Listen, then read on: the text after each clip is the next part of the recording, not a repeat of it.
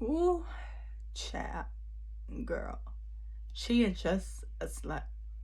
The audacity of her vigorous confidence shaking my pestiferous insecurities like a condiment.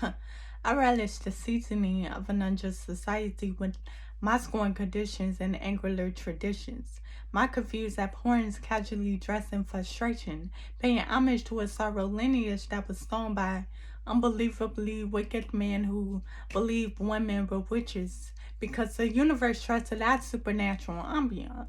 My respectability came to roots of my great grandmother's sacrifices. Bitch. Before the enslavement of blackness, unstitchable mishaps shackled womanhood to home furniture, with childbirth as our ancestors' indenture. Enduring racial infliction, we've desensitized the torture and complied with bruised egos for undeserving tenure of our genitalia, of our livelihood, of our natural presence, of our vocal declaration, of our sexual expression, of our domain to the liberty of financial freedom, of our cardiovascular and muscular strength, of everything that speaks women and bellows the injustice of.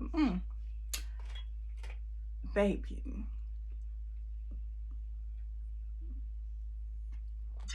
this is tea. Mm-mm-mm.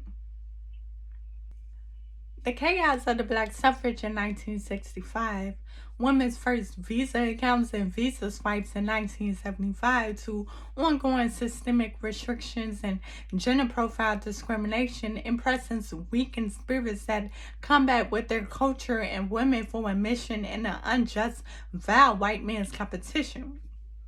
My fractured esteem have succumbed to subservience, and her dauntless sexuality produces an inconvenience for the obscurity of self.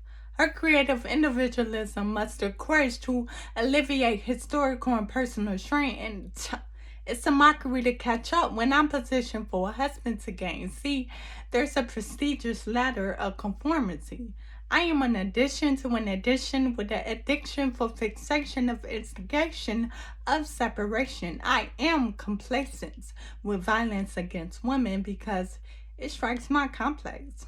My inferiority disciplined by a household structure and misogyny with biblical prejudice that creates my narcissistic obsession for my preference and my identity, suitable for concepts and critiques under a frail man's philosophy.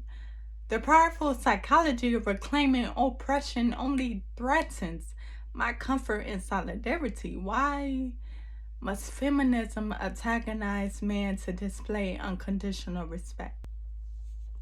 That slut does nothing but flaunt her will to be pleased by sex. And that slut does everything to parade her satisfaction and her physical appeal with her nipples pierced through a provocative dress. And that slut does anything for an amicable sisterhood amongst survivors. And that slut dominates uninvited spaces of sexuality, cultivating inclusion and autonomy in the artistic cipher.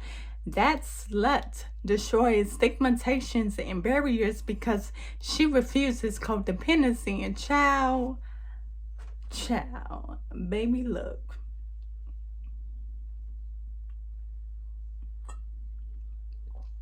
She's just a silly slut. A silly slut.